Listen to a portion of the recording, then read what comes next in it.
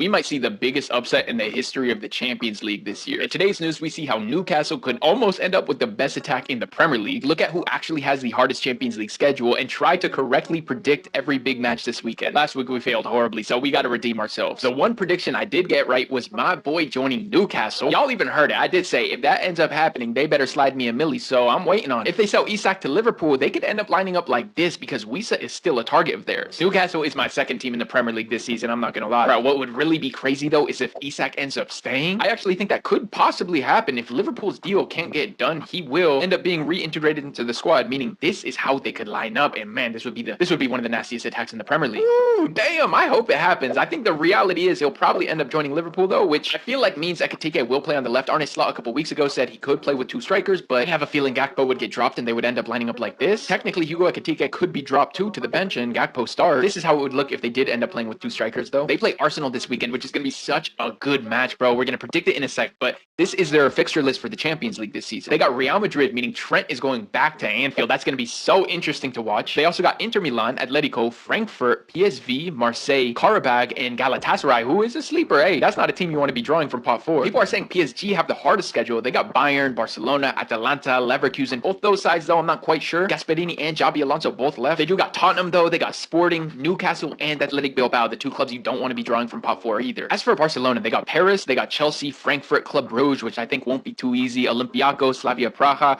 Copenhagen, and Newcastle. Chelsea got Barcelona, Bayern, Benfica, Atalanta, Ajax, Napoli, which is not a good draw in pot 3, Pafos, and Karabag. Dortmund got Inter, Man City, Villarreal, Juve, Bodo and Glimt, Tottenham, Athletic Bilbao, and Copenhagen. Inter got Liverpool, Dortmund, Arsenal, Atleti, Slavia Praha, Ajax. They got the team from Kazakhstan, and then Union St. Gilloise. Bayern got Chelsea, Paris, Club Brugge, Arsenal, Sporting, PSV, Union St. Gilloise, and Pafos. Man City got Dortmund, Real Madrid, Leverkusen, Villarreal, Napoli, Bodo and Glimt, Galatasaray, and Monaco. Arsenal got Bayern, Inter, Atleti, Club Brugge, Olympiacos, Slavia Praha. Also the team from Kazakhstan and Athletic Bilbao. And then Real Madrid, they have to play Man City, Liverpool, Juve, Benfica, Marseille, Olympiacos, Monaco, and then they gotta fly to Kazakhstan, bro. That makes their schedule low-key tough because I don't know if you realize it's almost not even in Europe. They're gonna have to fly 9 hours in one direction because it's on the border of China. Bro, I wish there was a camera on the Real Madrid players like there was on the Almeida players when the draw was announced because, bro, Mbappe, Vinny, Bellingham were probably all looking at each other like, shit, bro. But honestly, I wouldn't be surprised if we saw Kaira Almeida get a W just like FC Sheriff did a few years ago. This weekend, though, against Mallorca, I can't really say the same thing. Remember, the goal is at least one time this season, we got to try to get every single like big match score prediction correct. So Real Madrid can't let us down. I'm saying they win 4-0. Deportivo Alaves versus Atletico. I'm going to say Atletico, they have to win, bro. They dropped points the first 2 matches, so I'm going to say 2-1. Rayo is actually pretty good. I'm going to say Barca beat them 3-1, though. Also, it's going to be impossible if I had the Bundesliga and the Serie A, so I'm just sticking with the Premier League and the 3 big La Liga clubs. I'm saying Chelsea beat Fulham 3-1. They've agreed a deal to sign Garnacho for £40 million plus a 10% sell-on clause, so maybe we'll even see him make his debut this weekend. Tottenham play Bournemouth. I think they'll win 2-0. I actually think they're going to do well this season. They've also reached an agreement with RB Leipzig worth 60 million euros for Xavi Simons. If they get that done, that's a quality signing. United play Burnley this weekend. I'm going to have to back Ruben. I'm saying 2-0 to the boys. At least I hope so. Sunderland versus Brentford. I'm saying a 1-1 draw. Wolves versus Everton. I'm saying Everton win 2-1. It'll be Jack Grealish's second game. Tyler Dibling might make his debut. Leeds versus Newcastle. We might see Voltamata make his debut. I'm going to say Newcastle squeeze by there 1-0. Brighton versus Man City. I'm going 3-2 to City. Forest versus West Ham. West Ham just agreed a deal worth £42 million